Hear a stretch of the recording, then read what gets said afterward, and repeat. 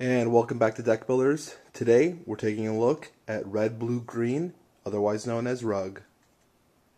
Okay, so welcome back to Deck Builders. Today we're taking a look at a red, blue, green deck. I played this at F&M.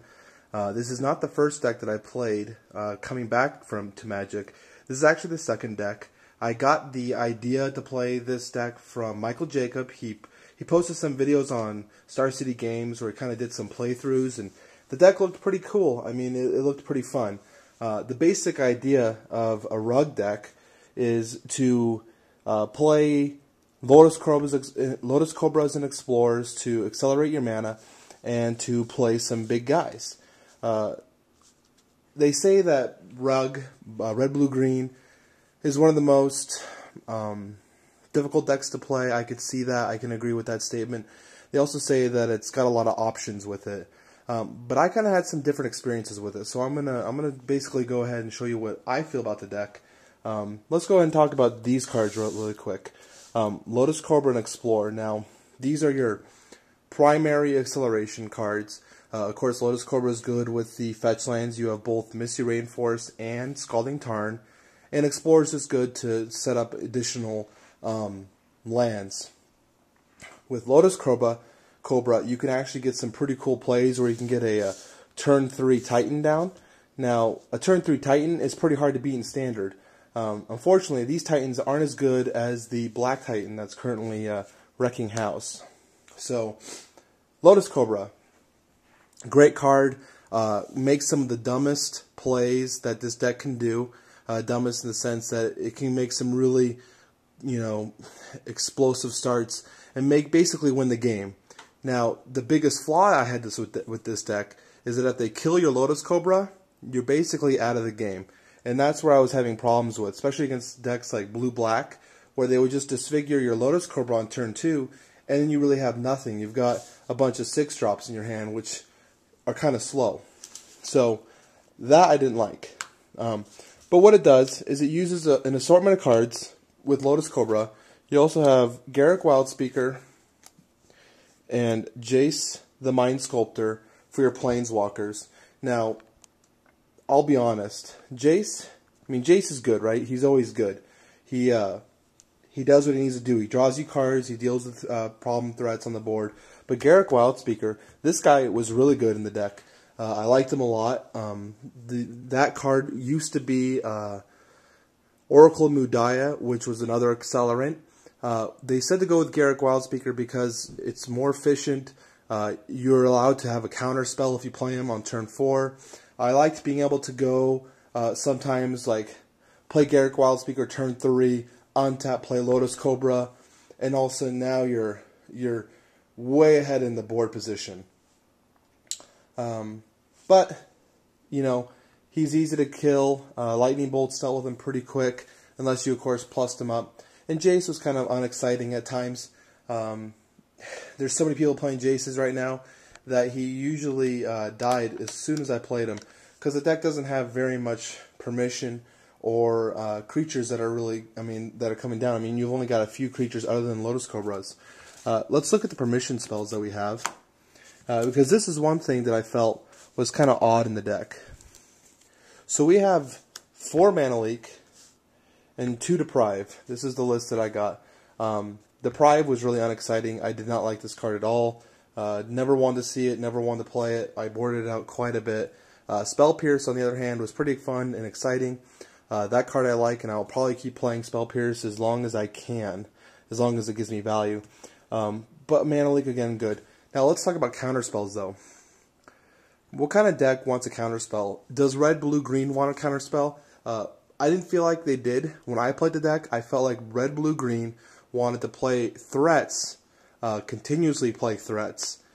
And if it wasn't playing threats, it was probably doing something wrong. Mana Leak and Deprive kind of felt like I had to hold back because I couldn't play cards. I had to hold mana. I didn't really like that feeling, so I didn't really agree with it.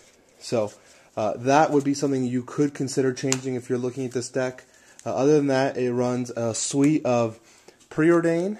It runs 3 Lightning Bolt and 2 Spreading Seas.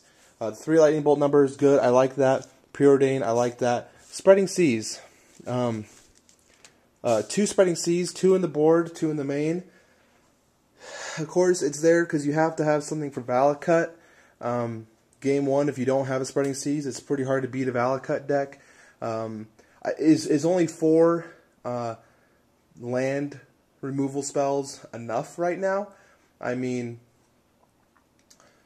with blue-black running Creeping Tar Pits and Valakut being Valakut, you need to have sources to kill these lands. I didn't really like having 2, and when I did draw the 1, I never really needed it. It was kind of a pointless spell. So I could see adding 2 more Spreading Seas, maybe cutting Deprives, or cutting them entirely and hoping that you don't hit the Valakut matchup. Again, that's very risky, so I wouldn't recommend that. Rounding out the deck, finishing off the mana base, we have 4 Raging Ravine, 4 Creeping Gorge, or Copperline Gorge, sorry, and then the land. Now, the basic land, I actually added a bunch more basics. Let's push these aside. I added a bunch of basics. They used to have the blue card, Halimar Depths. They had 2 of those. I cut those. And it also had Khalni Garden, the card that added a green when it came into play. I cut that. I basically added more basics in its slot. So we have 2 basic mountains, 5 islands, 4 forests. This made sure that I constantly had, usually, hopefully, a turn 1 Preordain if I needed it. And I considerably never really ran out of fetch lands, because, I mean, you're running 8 fetch lands between the Misty Rainforest and the Scalding Tarn. So you consistently, if you had less basics, you could easily run out of land between drawing them and whatnot. So I didn't like that feeling. So I wanted to make sure that when I fetched, I at least hit something, and it made my Lotus Cobra a little bit more powerful. So I made that change. You can go back and change the Halimar Depths, 2 islands for 2 Halimar Depths, 1 forest for 1 Khalni Garden. Other than that, the deck basically what it wants to do, the game plan, is it'll play a Lotus Cobra early, that or like an Explorer. You know, you got your Lotus Cobra, and then you're going to try to accelerate out one of your 3 big creatures. Now, you have 1 Avenger of Zendikar in the main, 1 Inferno, or actually, I lied. We have 2 Inferno Titans in the main, and 1 Frost Titan. Inferno Titan was actually pretty good, especially in the metagame, in like an FNM, where there's a lot of creature-based decks. I liked it a lot. You usually sweep the board. Frost Titan, I mean, he's cool, right? He locks down something, and he's hard to kill because they have to pay 2 more mana. Probably not the best card for me. I would almost consider running 3 Inferno Titans over the Frost Titan, or maybe 2 Avenger of Zendikars. Avenger of Zendikar, actually, is pretty cool. So basically what the game plan, let me get back on track here. Game plan is, play a Lotus Cobra early. Get one of these guys out early. If you can, get a Planeswalker out early to help the game plan. And then you just ride your big guys into a victory. Because usually people can't deal with a quick Titan.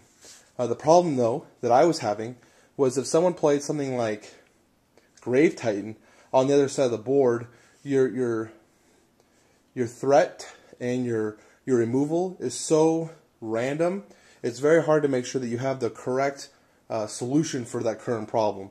If I don't have Frost Titan to lock down that Grave Titan, 1 swing and I'm pretty much out of the game. And that happened quite regularly. Avenger of Zendikar was pretty cool, especially with a combination of Jace, where I could bounce Avenger and replay him and get a bunch more tokens. That actually was an actual game state where my opponent had an active Grave Titan, and I had an active Avenger, and I was just trying to outproduce the amount of tokens he was producing by bouncing my Zendikar, replaying him, and playing more lands. It worked, and that's something I could consider adding more of those. So this is Rug, red, blue, green. Tell me what you think. Tell me if you make any changes to the deck. I probably will not be playing this deck again for a while. I didn't really like it that much. I probably will be brewing up a blue-white control deck because I really like the Ka Go deck that Brian Kilbert's been talking about. I want to check that out, see how that's doing.